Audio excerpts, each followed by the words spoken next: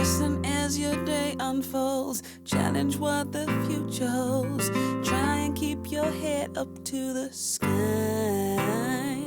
Lovers, they may cause you tears. Go ahead, release your fears.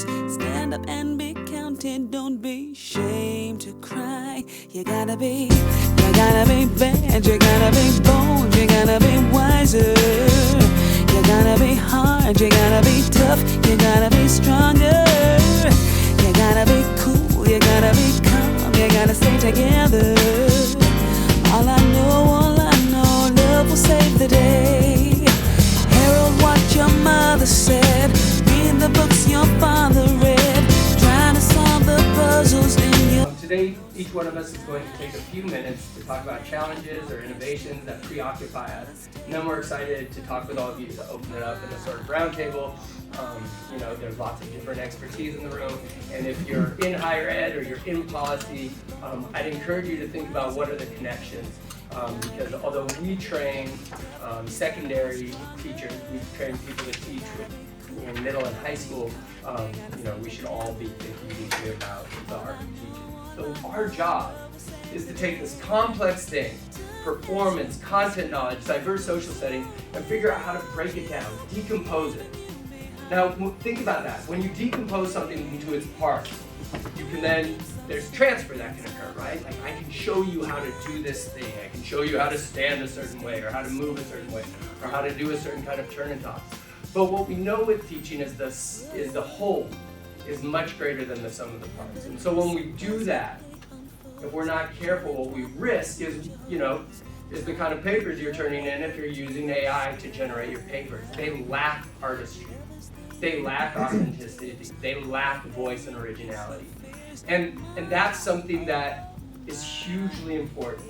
Young people have this unbelievable justice needs, right? They're like, oh, you didn't tell him to put his cell phone away, but you're telling me to done. I'm not listening to you again. But second to their justice meter is their authenticity.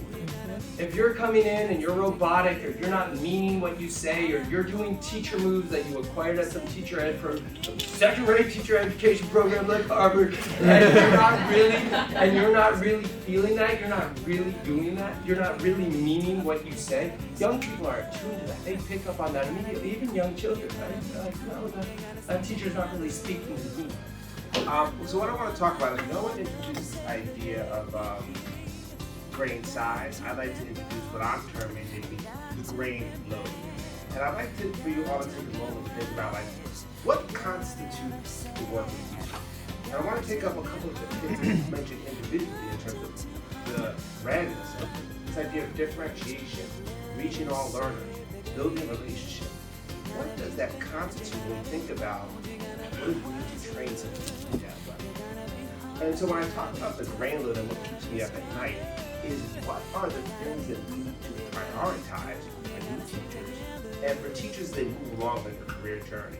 Because if we simply say everything that's important to teach, it is going to create an amount of teaching, an amount of training that can't be done with any kind of depth, rigor, or intentionality. I think this extends to the larger conversations that are happening about teacher preparation from liberal arts colleges. If you were familiar with the 1776 curriculum and these other schools that are coming out with a deep focus on literacy, with a very rigorous focus on primary text. And I can't say that the OW Madison program does that. And so I'm left thinking about, how do we reach across the divide to have conversations about what does it mean to be a good teacher for students in this country, but also globally. Because if I'm going to a different place, clearly there's different standards for teacher education.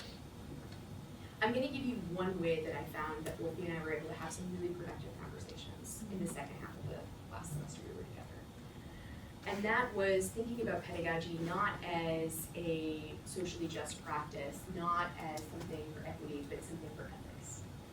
I don't know if you've worked here with Mary Levinson's, Dr. Mary Levinson's work, Justice in Schools. We read it in Foundations to what do we mean by equity. Yeah. Thinking about teaching as having an ethical component, just as we do with medical ethics.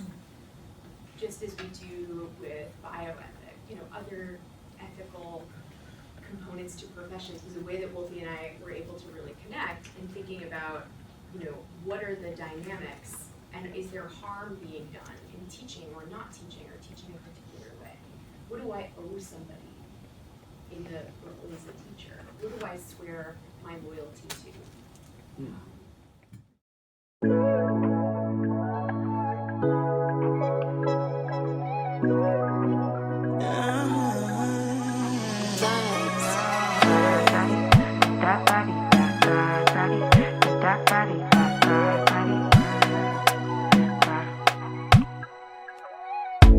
Sabi girl no dey too like talk.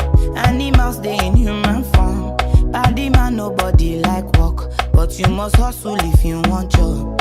E no finish dem wan fight us. If dem dey run dem no fit catch up. I know dey form say I too righteous. No con dey form say you too like us.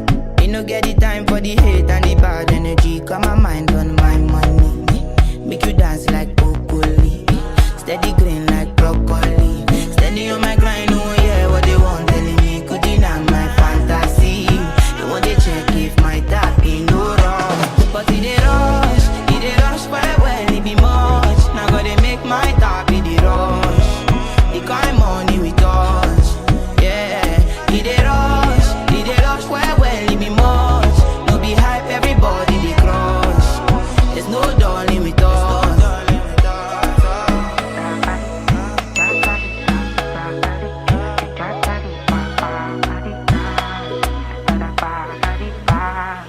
For me, Jackpata, I dey go Ghana.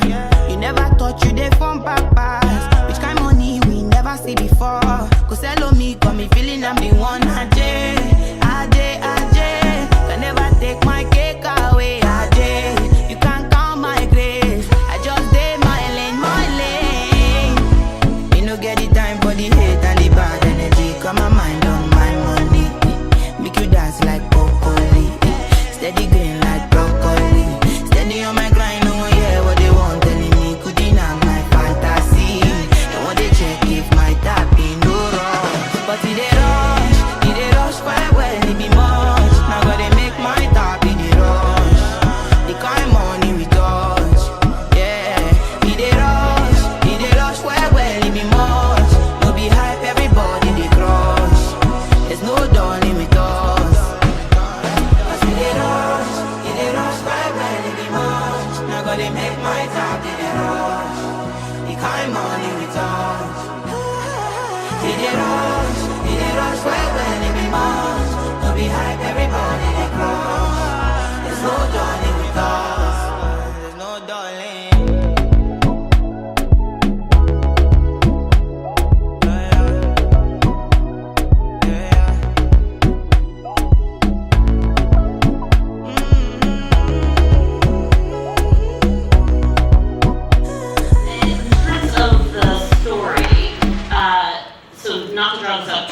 But if you know anything about my work, my research, as a scholar, I focused on college access and success, and have been concerned about issues of inequality and increasing opportunity. And so fast forward 20 years, because I've been on the faculty here since 2000, as Fran said earlier, the turn of the century. That's not fun.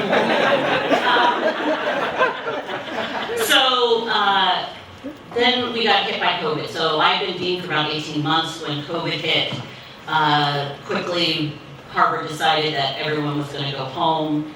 And it felt like we were just compromising every moment. Here's what we can't do. We can't do this. We can't have commencement. And it was really starting to bother me. And so I went to the faculty and said, hey guys, I'm tired of all this compromising. The field needs us more than ever. We've got to flip this thing. We need to embrace it. I believe in you. We had already made a lot of progress in teaching online. And I said, if we make this call early, we'll have more time to prepare. So we made the call in April, although it wasn't public until a few months later, and really invested in the faculty. We chose courses to prioritize that we were flipping. We had smaller courses, and from that beginning, and it wasn't me, it was the group. Once you got everyone bought in, and that was faculty and staff, and we really opened it up because I couldn't do this all by myself. But the vision for what it could be, and Matt Miller was really critical, the Teaching and Learning Lab, really critical in saying, wait a second, this is not a compromise. This is, what can we do with this new mechanism, this new delivery, and how do we play to the strengths of that? And how do we, let's think for a moment, what makes an essential Harvard experience? And that is connection, that is engagement, that is active learning, that is discussion, that is connecting to really talented peers and faculty. And so how are we going to embed that in what we do? Well, needless to say, we did quite well in those couple of remote years. We learned a lot very quickly.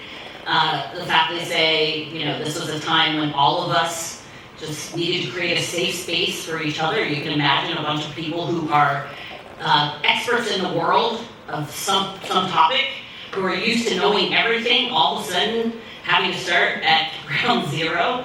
So we all learned together and showed each other a lot of grace, but we also discovered when we opened up admissions that summer, because we realized now we could reach students all over the world, just how much talent was out there. So in the course of 5 weeks, we got something like 2,500 applications, and for those of you who work in higher education, but even K through 12, the fact that I could convince faculty to read applications over the summer, and not only that, I remember when Karen Mack called me on a Sunday in the middle of summer and was like, Bridget, these people are amazing. I think we need to take more of them. I mean, that was the excitement.